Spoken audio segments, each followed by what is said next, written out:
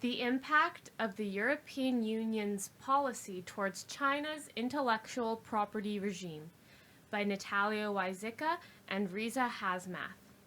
Introduction. The European Union, EU, and China are two of the world's largest economies who in the past decade have become deeply integrated in a complex web of commercial and financial transactions. In fact, China is now the EU's second largest trading partner, and the EU is China's largest partner, with bilateral trade in goods reaching euros 428.1 billion in 2013. Nevertheless, infringement of intellectual property, IP rights, remains the EU's primary concern in China and has become a major trade irritant, making the control of IP one of the highest profile topics in relations. Despite the fact that IP laws have been acknowledged and protected in China since it joined the World Intellectual Property Office in 1980, and the nation's legal framework covering trademarks, copyrights, and patents have been extensively reformed in line with global requirements informed by the Agreement on Trade-Related Aspects of Intellectual Property Rights, also known as TRIPS, administered by the World Trade Organization, WTO, which it joined in 2001, violations of IP are common. The EU suggested that China was responsible for 64% of counterfeits seized at European borders, with products for daily use and those potentially dangerous to consumers' health and safety accounting for 28.6%. That same year, 4 out of every 5 European in China rated the nation's enforcement of IP laws and regulations as inadequate.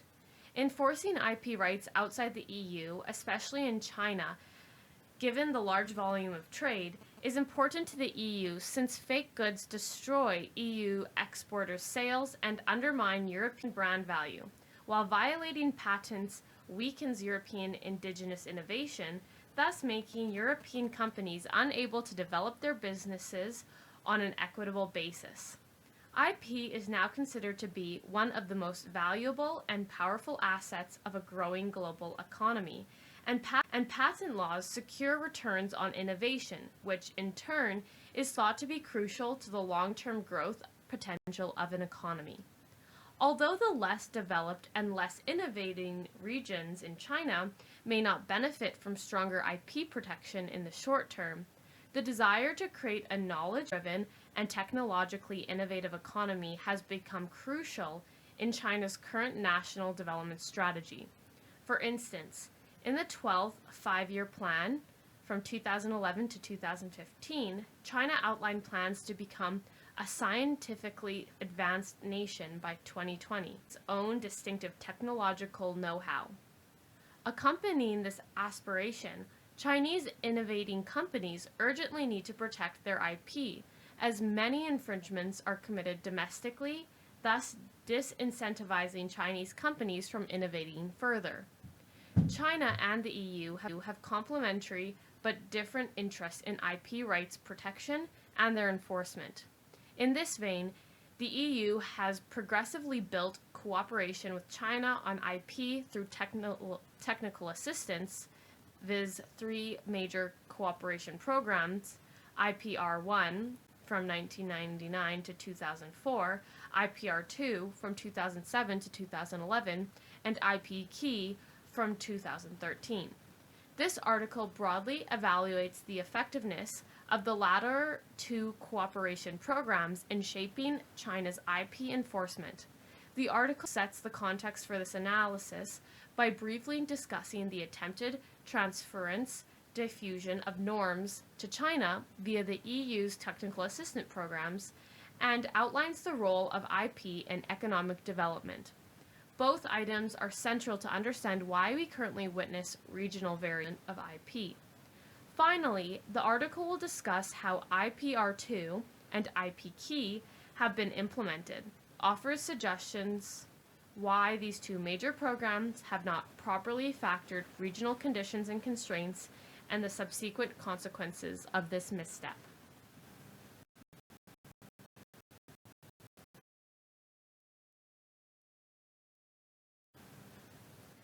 Section 2. Context.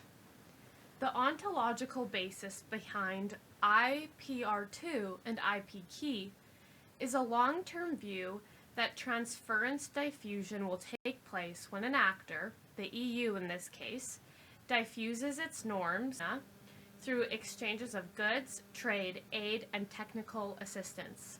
In practical terms, the EU technical assistance on IP to China carries a certain set of EU-specific norms and standards, as well as financial rewards combined with the threats of economic sins. Although it is difficult to analytically dissect which IP policy reforms are derived solely from the EU's initiatives and which are homegrown in China, it can be argued with greater certainty that the EU technical assistance programs have been the most utilized soft power instrument in shaping Europe's influence on Chinese IP policy. Of course, we cannot assume that the transfer of EU norms to China is automatically beneficial to China. The interests of technology exporting high-income nations and the interests of technology importing and/or lower-income nations differ substantially with respect to patents, trademarks, and copyrights. In assessing the gains and losses from importing EU norms, it is important to remember that China, despite its future high-technology goals, has substantially different interests from the EU. EU norms in this context are primarily in the interest of large, EU-based international enterprises and are disputed even within the EU. There is a clear tension between businesses that gain rents from IP and the governments who represent them and whose competitive advantage is in copying and their governments. Complicating matters, and what makes the Chinese case relatively unique, is the way in which political decisions are implemented in the nation. China is an authoritarian and state corporatist regime, but is significantly decentralized. These characteristics may appear contradictory. As Landry elaborates, since China is a unitary, one-party regime, one would expect it to be a highly centralized nation, but the level of its decentralization is in fact similar to a federal democracy. Decentralization policies, justified mainly by economic efficiency, allow the local governments to achieve control over a large number of policy areas, with accompanying local policy experimentation. Since economic development between the different regions in China is exceptionally varied across the regions, it leaves even implementation from central level policies to the local level. From another standpoint, China's IP situation is similar to other developing nations. Broadly speaking, developed nations see IP as a necessary tool to foster further innovation. Developing nations see IP as constraining the distribution of information, which consequently restrains their economic development. Like other developing nations such as Brazil and India, China seeks to expand the diffusion of technology and knowledge to keep pace with developed nations. IP protection has thus become a source of contention between developed and developing nations. Industrialized nations and advanced economies have the greatest interest in protecting their IP and innovation, since their economic competitiveness relies in particular on innovation, creativity, and brand exclusivity. As proof, in 2010, EU IP-intensive industries accounted for 26% of all jobs, 35% of jobs with indirect IP involvement, and for 39% of total EU economic activity, whereas 90% of EU exports derive from IP-intensive industries. In a similar breath, less developed nations such as China have a tendency to turn a blind eye to IP infringements to achieve certain economic goals and are therefore concerned that stronger IP protection may impede the pace of their economic development. Suffice to say, concern among all actors involved is legitimate and is reinforced by endogenous growth theories that delineate how investment in innovation and knowledge, such as subsidies in research and development activities, can significantly contribute to economic growth and development. There is some correlation between the level of IP protection and a nation's level of economic development. More precisely, the correlation between economic development and IP protection differs in developed, in other words innovating, and developing, in other words imitating, with IP rights positively affecting the innovation rate in developed nations, but negatively impacting the innovation in developing nations. Hence, China, as a developing nation who has recently relied on counterfeiting as a form of economic activity, may not immediately benefit from a stronger IP, and this may, in turn, explain China's reluctance to enforce all its IP obligations at present. Section 3. One China, but varying regional disparities. What is most striking about IP in China is the disparity in regional enforcement, which may be explained by the structure of China's economy, characterized by uneven regional development and large income disparities. The provinces along the southeast coast, Pearl River Delta, east coast, lower Yangtze River, and near the Bohai Gulf, Beijing, Tianjin, and Liaoning are the wealthiest and most industrialized, whereas the interior regions in the hinterland are less developed. The poorest provinces, for example, Tibet, Qinghai, Ningxia, and Hainan, contribute barely 0.5% to the total GDP, while the wealthy provinces, for example, Guangdong, Jiangsu, and contribute more than 10%. China's wide economic disparities has resulted in strong regional differences in IP protection. Firms in China's developed coastal regions tend to be more active in using and protecting their IP, while the less developed hinterland regions management as a form of economic activity, and therefore are reluctant to strengthen their IP protection. Analyzing the Chinese case, Mascus et al. Suggests that there are strong positive correlations between GDP and patent applications per capita, as well as GDP and trademark applications, of 0.61 and 0.81 respectively, with richer provinces applying for more patents and trademarks per person than poor provinces, developing more products and being innovative, thereby raising regional economic growth. This potentially leads to inter-regional disputes over IP infringement. Consequently, looking at the way in which the IP relationship has been evolving at the subnational level, it is clear that regional differences abound and the determinants of IP are associated with varying economic factors. After nearly 3.5 decades of rapid economic growth and substantial structural reform, the Chinese economy is increasingly utilizing advanced technologies, and society is slowly shifting toward higher quality goods and services, while companies are increasingly emphasizing brand name recognition, reputation for quality, and product innovation.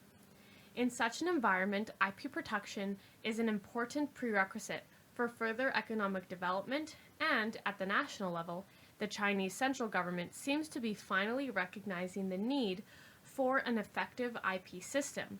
These enterprises have a growing awareness that access to foreign technologies is dependent on the effective enforcement of IP rights. Thus, significant economic interests are emerging in favor of a stronger IP rights system, and China has recently experienced relatively large increases in innovative. In 2003 and 2012, China saw a 900% increase in domestic patent application. In comparison, USA, which owns the largest amount of IP in the world, experienced a 7% decline in patent application between 2003 and 2012. The ordinary increase in the number of patents filed has grown exponentially alongside national incomes.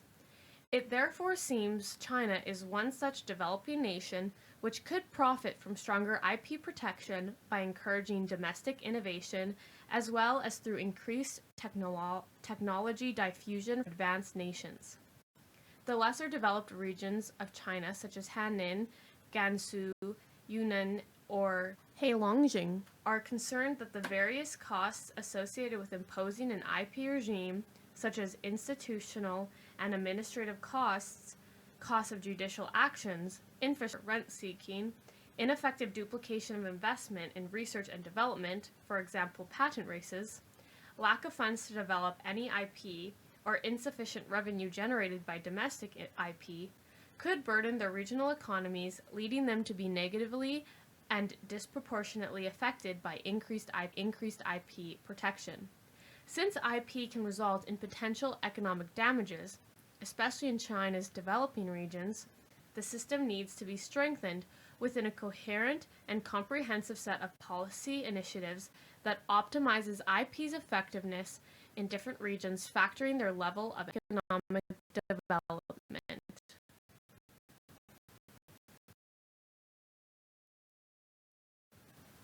Section 4. Current state of intellectual property enforcement in China. Despite the existing IP regulations and central government's commitment to tackle the problem of IP infringements, enforcement measures to date have been insufficient to act as an effective deterrent, and enforcement levels differ among the regions in China.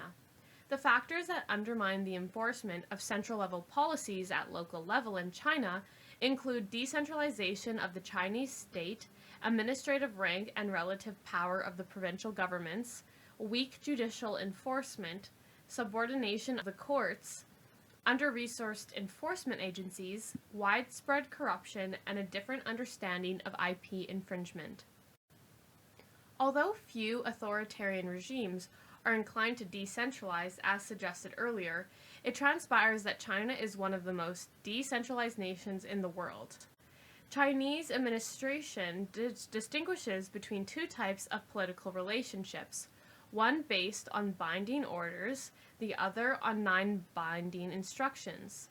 Since most of the bureaucratic system operates under non-binding orders of decentralized leadership relations as a means of ensuring sensitivity to local conditions when implementing policies, China's political system remains largely decentralized. Consequently, it is the bureaucratic apparatus which decides whether power is exercised vertically or horizontally, and where given decisions are enforced. Moreover, every unit within China's political system has an administrative rank, with provincial bureaucracies having the same rank as central government ministries. The ranks influence interaction between the agencies, and because entities of equal rank cannot release binding orders to each other, they distort the political system to attain effective interagency coordination, often undermining lines of authority. Therefore, all things being equal, the lower the rank, the less likely the administrative unit will be able to enforce a given policy. In practice, ministries have trouble forcing provinces to implement policies which the provincial authorities may see as compromising their interests. In terms of the court system, the Chinese government relies excessively on administrative IP enforcement instead of judicial enforcement. Since IP and other commercial cases are perceived as being civil in nature and not criminal offenses, administrative enforcement agencies are reluctant to hand over cases for criminal prosecution, and it is estimated that only 1% of IP cases are dealt judicially in China. Also, because administrative enforcement imposes inadequately small fines on IP infringers, it may not be an appropriate deterrent. Furthermore, the courts in China remain under the control of the Communist Party of China, CPC, and are subsumed under the jurisdictions of local governments. Although the CPC has provided strong verbal support for the rule of law, the party continues to hold its members above the law, and judicial authorities cannot investigate without the party's agreement. The party does not allow judicial independence and insists that party commissions of politics and law oversee the work of the police, prosecutor's office, and courts, and the commissions are empowered to intervene in the party's interests, thereby further undermining the authority of the law. China's judicial system is therefore not independent, resulting in low confidence in the judicial system and inability to enforce decisions. The courts often cannot compel other agencies to enforce judgments, and if a company is found guilty of IP infringement in one province, it can be difficult to deliver and execute the court's verdict in another region. Local governments, which control the finances upon which courts depend, may often choose to ignore or set aside court rulings which conflict with their economic goals or other priorities, and biased local courts may favor local firms over outsiders. Chinese administrative units and the courts are invariably short of money and must make difficult decisions regarding which responsibilities of the political directives issued from above to fulfill and which to ignore. As explained earlier, implementation priorities vary from region to region, but the most important almost always include tax extraction, economic development, and reducing poverty. Scarcity of resources therefore seems to be an important reason for the lax enforcement of IP, and has even worsened due to increased pressure on the regions to find their own sources of income, thereby pursuing a policy of growth at any cost. Although a law has been promulgated to indicate provincial performance, not only by economic growth but also the extent to which IP is protected, the GDP factor is still considered far more important than IP protection. Hence, powerful political institutions may sometimes have interests in developing certain industry sectors which collide with IP protection. Fearing the impact on the local economy, local officials are reluctant to take action to enforce IP regulations and may hide the counterfeiting production lines elsewhere. We can thus assume that China's ultimate goal is innovation in production, not IP, and enforcing and interpreting certain IP criteria is subordinated to serving internal Chinese objectives and will always favor Chinese policy. Local protectionism and widespread corruption has also impacted negatively on IP protection. People work in the public sector are poorly paid, and if judges' salaries are too low, it pushes them towards corruption. It seems local officials may even collaborate with IP infringers, which would explain how billions of dollars worth of goods bypass the customs at local ports and are shipped abroad. Finally, many Chinese industries are insufficiently developed in order to produce high-end, high-value, high-tech products on their own. Business involved in IP infringement may thus seem attractive, since it involves virtually no advertisement costs. Deceived consumers purchase the products and the materials used are cheaper, as they are of poor quality, hence a high profit margin. In addition, the acceptance of IP by businesses and citizens seems sometimes deficient. If a person buys a fake DVD or illegally downloads a film or song from the internet, it is a form of property theft, but this concept is still poorly understood by the average Chinese consumer. Consequently, enforcing the protection of IP is particularly difficult in China without appropriate education. Overall, China's IP policy and stance seem to be carefully calibrated to capture short and medium-term internal interests versus long-term domestic objectives. In wanting to become #1 in the world in research and development by 2020, and to move up the technology ladder by promoting indigenous innovation capacities, China seems to be well aware that IP protection is crucial to achieve this medium to long-term objective. At the same time, and in the short to medium term, China knows that technology transfer both through legal means, for example, joint ventures and other partnerships, and illegal channels, for example, theft of trade secrets or insufficient protection of confidential information provided for bidding purposes in certification or standardization processes, and imitation of foreign trademarks and patents may help to accelerate the achievement of long-term economic development based on innovation and new technology. Correspondingly, the fight against counterfeited products and the unauthorized copies follows the same logic.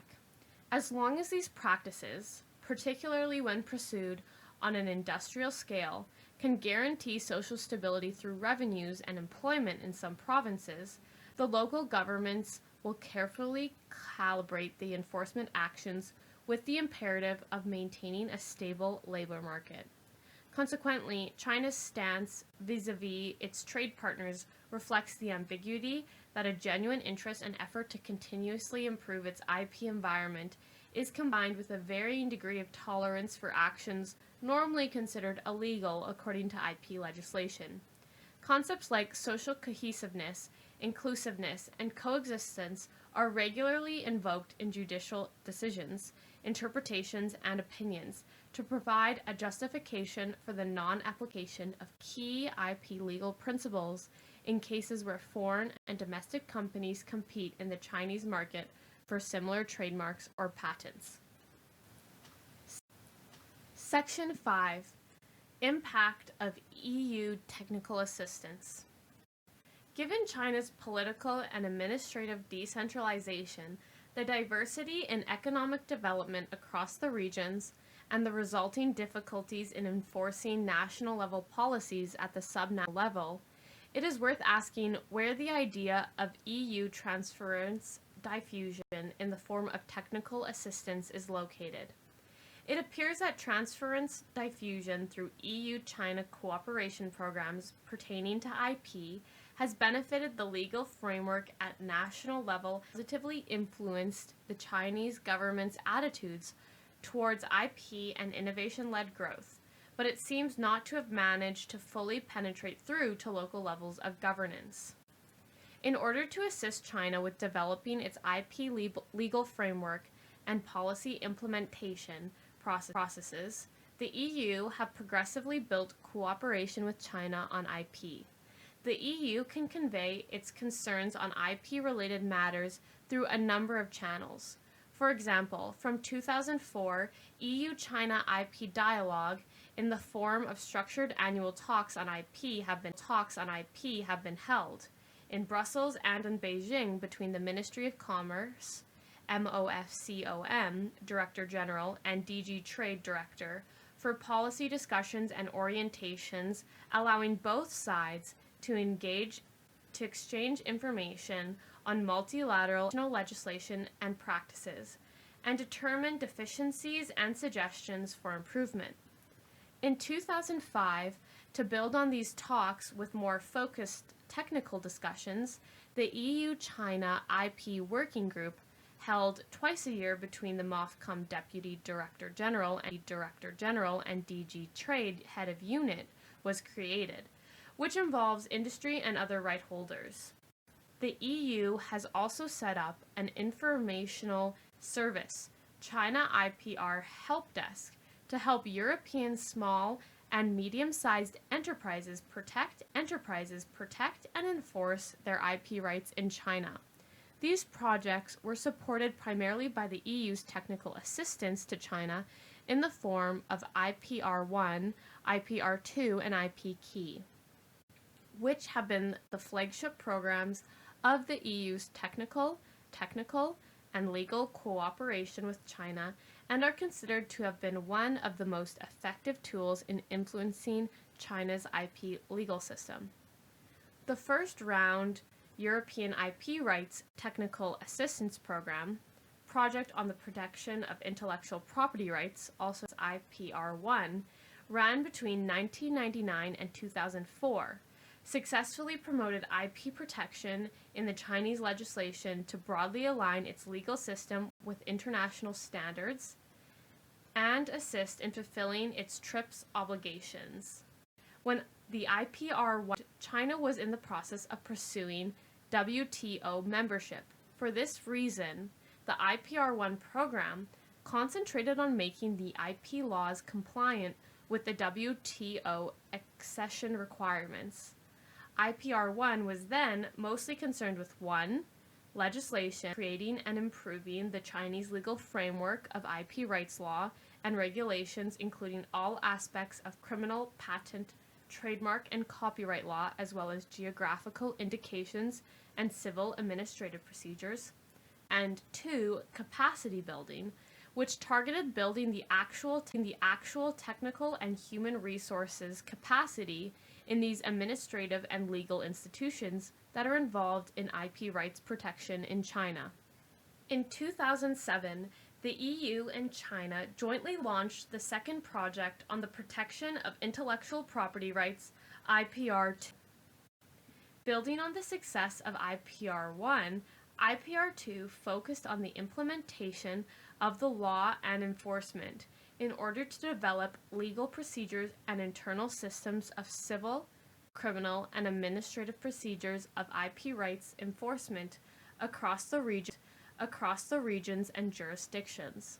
It further covered legal issues aimed at improving the Chinese legal framework with respect to IP laws, capacity building, access to information, especially for the users of IP and administrative officials, training and specific procedures, civil procedures, and support for right holders.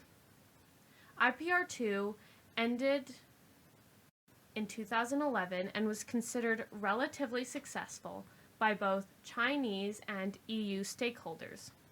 Arguably, it provided China with a better understanding of the significance of promoting IP protection for technological development, and in the words of European Commission, it has raised the importance of IP issues within its domestic political agenda. From a detailed analysis compiled by domestic Chinese lawyers, it appeared that the EU-China IPR2 program contributed greatly to the expertise and mentality of the people who work directly on IP enforcement in China. The training conducted through IPR2 seemingly expanded the views of enforcement officials and enhanced their capability to deal with actual cases. It also reported to have had a positive impact on the IP-related rulemaking processes in terms of transparency and openness. Authorities have been producing a greater number of statutory-type rules, judicial interpretations, and implementing guidelines. The context and determination that are being built up out of the EU-China IPR2 project provide European companies and associations with opportunities to be involved in the legislative process and to contribute to the establishment of a pro-IP environment in China. The project was highly appraised by the European and Chinese sides and acclaimed a milestone for EU-China cooperation on the protection and enforcement of intellectual property rights. It must therefore be acknowledged that since accession to the WTO, China has made enormous progress in a relatively short time and has adopted many tenets of the EU approach on IP matters, positive feedback from industry. In this manner, the IPR2 initiative is an example of a successful capacity building program through which EU IP priorities and EU best practice are promoted across China. The 2007 to 2011 IP seen as a useful example of a normative transference and a strategic nature of engagement in EU-China international relations. Following the success of EU soft power in the context of its technical assistance project, IPR2 and because IP rights continue to play an immensely important role in EU-China trade, from 2013, technical assistance activities between the EU and China were under the auspices of a new project, a key to sustainable competitiveness, to tackle both the enduring issues that need greater consideration and support, for example, enforcement and policing mechanisms, as well as the less well understood policy framework that drives the whole environment within which foreign technology holders operate and can be successful in China, like indigenous innovation. It is important to note that no financing agreement has been signed with China, and IPKey is funded solely by the EU, which is why it should not be deemed a bilateral project. Judging from this, even though the EU and China has agreed to strengthen their IP cooperation through jointly implementing activities of mutual interest, the objective of IPKey is partnership rather than development, and mere technical assistance given to China, and it is focused more on securing the EU's strategic interests. Viewed in a different light, given the fact that the IPKey project is unilaterally financed by the EU without Chinese financial contributions akin to previous projects, assistance programs, and is largely satisfied with their outcomes. In other words, the IPKey is designed to help the European industry more and execute appropriate law enforcement in China rather than reform the Chinese legal system. The EU's main interest in IP protection in China now includes having a level playing field. The EU wants to be sure that when a European company enters China's supposedly open market, it can operate on a fair basis and expect equal regulatory treatment in terms of IP protections. The EU therefore expects the national and provincial governments to have a neutral role when a foreign company seeks to develop its activity in China, whatever the sector, and that all companies should be treated equal in terms of IP. Therefore, the EU, through IPKey, focuses on the need to intervene in the field of IP protection in China for the benefit of the European industry.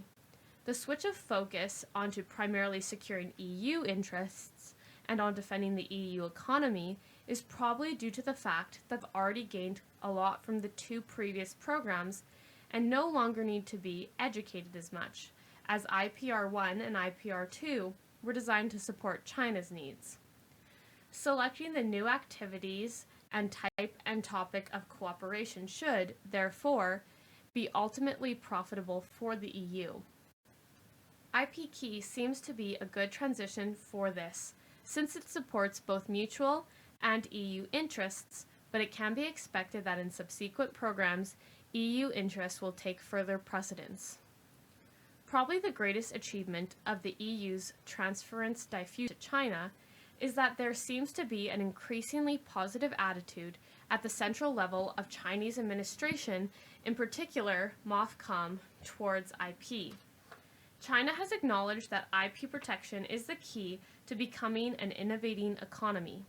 This has helped the EU to progress on cooperation issues with its Chinese counterpart and has led to positive developments for European companies operating in China.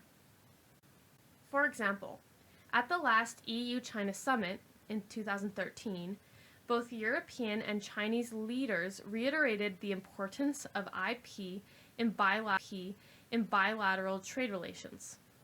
This has been consolidated in the EU-China 2020 Strategic Agenda for Cooperation, which clearly specifies the need to reinforce the intellectual property dialogue mechanism so as to strengthen cooperation, authorized use of IP, as well as make full use of the new technical cooperation program in that regard.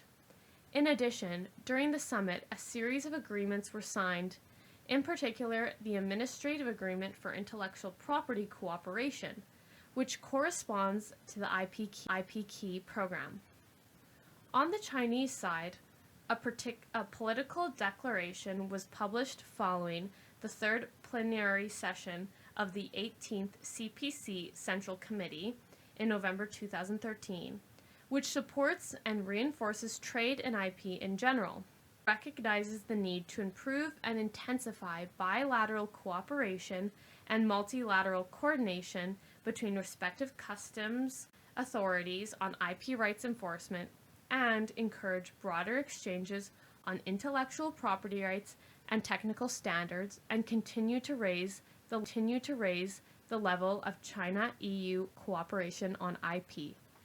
Regardless of the national level transformation and positive attitude, much remains to be done at sub-central level since there is a long-standing discrepancy between the central and provincial level in terms of enforcement.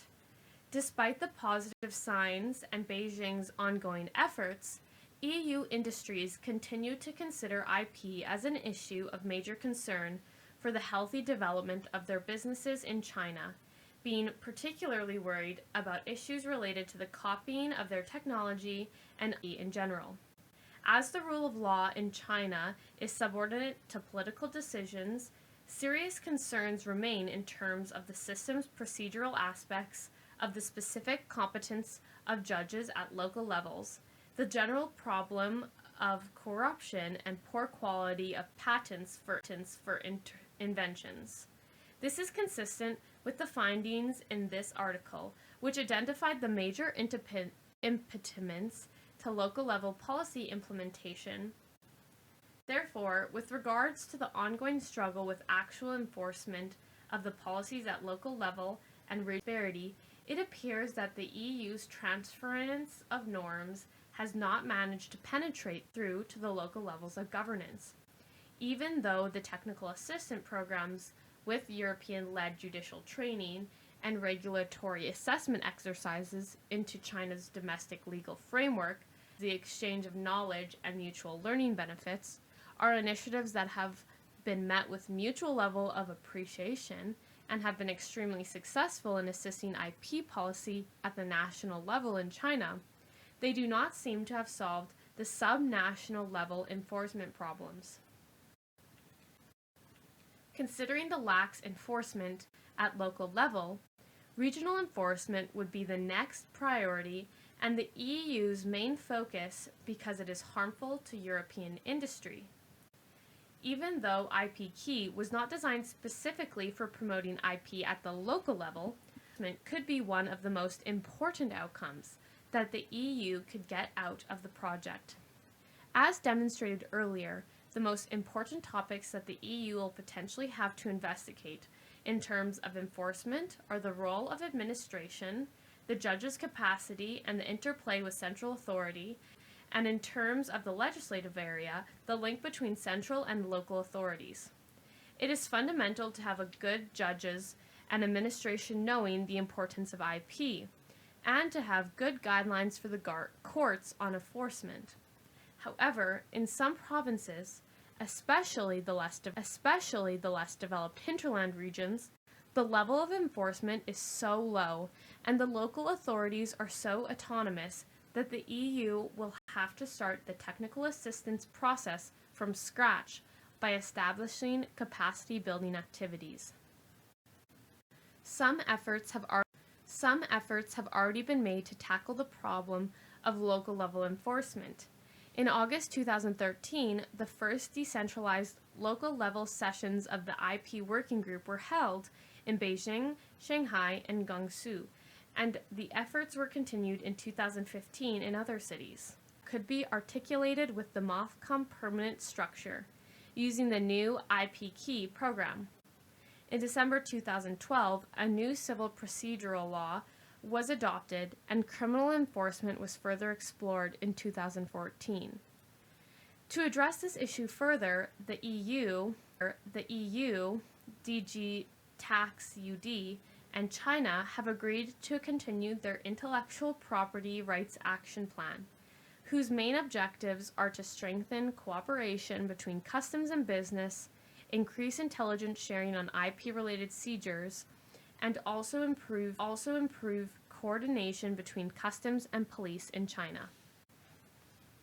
We must remember, however, that all these positive developments at the national level may not only be the result of EU technical assistance and capacity building initiatives undertaken in China, but they may directly overlap with China's own interests in fostering sustainable economic development and promoting innovation-led growth. The EU's technical assistance framework intersects with the Chinese priorities and facilitates the development of EU power capacity to empower others. China, with its objective to become an innovative economy by 2020, as outlined in the 12th Five-Year Plan, is moving towards higher level technology and innovation capacity, and so it is also in China's interest to protect its own IP. With time, as China's innovations grow, the EU's interests will probably increasingly intersect with China's interests to protect IP, making the cooperation more effective. Hence, the positive developments may not only be led by the EU's influence per se, but also by China's indigenous innovation. The EU should therefore not overestimate its power of influence. At the same time, however, the technical cooperation programs have at least been successful in making China very aware of the importance of IP, and the very fact that it is willing to cooperate is a sign of progress. The EU also needs this cooperation on IP as it helps preserve EU interests. Therefore, enforcement at the local level should be the next priority and the EU's main focus. Here onwards, the EU will have to put greater effort into the less developed hinterland regions in China, where IP protection is lagging behind. It is a challenging task, as it seems that a strong IP legal framework and its enforcement always have to be in line with Chinese local priorities, and although the Chinese want to make progress, they will only move at their own speed, carefully calibrating their economic objectives.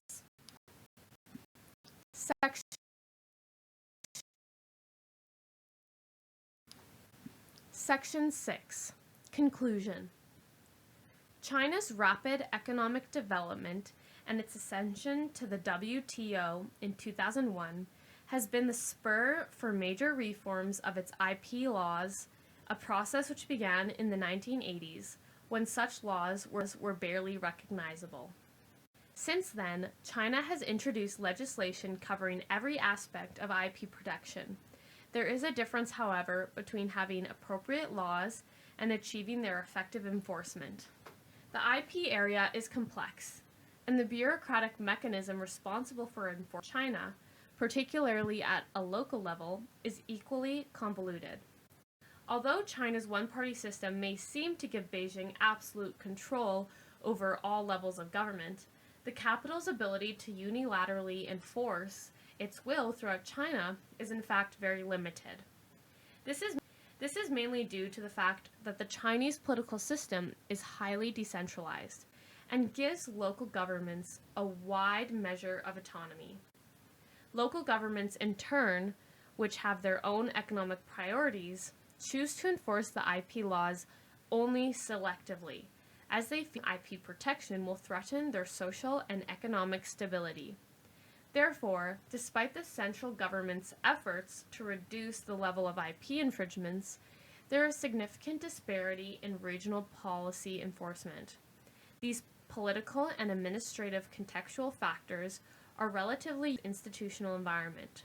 Yet, the EU-China case of IP development can be instructive to other developing nations seeking to expand the diffusion of technology and knowledge to catch up with developed nations, with the caveat that importing EU norms, which are designed primarily for EU nations and companies, may not be fully beneficial to China and/or any other developing nations with divergent norms. While the European economy seems to be increasingly relying on IP as a fundamental value, in the fight for is now a key battleground, with IP being a cornerstone of innovative growth as well as a significant area of emphasis in EU-China relations. Frustrated by large financial losses due to IP theft in China, the EU has established long-term cooperation and dialogue on IP with China, attempting to transfer its IP norms to China through technical assistance programs. The application of normative transference diffusion through technical assistance has become a defining characteristic of the bilateral trade between the EU and China. China has gradually come to recognize the importance of IP protection and the need to improve its indigenous innovation. Further, its increasingly positive attitude towards IP has helped the EU advance its cooperation with China and other developments for European companies. China has published political declarations supporting and reinforcing trade and IP, while China's EU policy papers recognize the need to improve and intensify bilateral cooperation and multilateral coordination on IP enforcement between respective customs authorities, encourage broader exchanges, technical standards, and continue to raise the level of EU cooperation on IP. These positive outcomes of the cooperation suggest that the EU technical assistance programs, in particular IPR2 and IPKey, have been some of the most effective tools in influencing China's IP legal system. However, although the external pressure of EU normative powers has succeeded in getting Beijing to promulgate satisfactory IP-related laws and regulations, the actual enforcement of IP falls short within the domain of China's complex bureaucracies and local government officials. The EU's efforts have been unsuccessful in addressing the enforcement problem at local, mainly due to the center-local disconnect in Chinese administration, frequent subordination of the rule of law to political decisions and overarching economic priorities, especially in the less developed regions. In order to foster the enforcement of IP at local level and extend the reach of the EU's normative power, the EU needs to understand the shortcomings of law enforcement and the complexity of the subnational administrative and legal systems in China. A more successful EU strategy may thus require a process to verify implementation at all government levels, which, in turn, may require the EU to deepen its reach into Chinese provinces and cultivate political relationships outside China's relatively rich regions.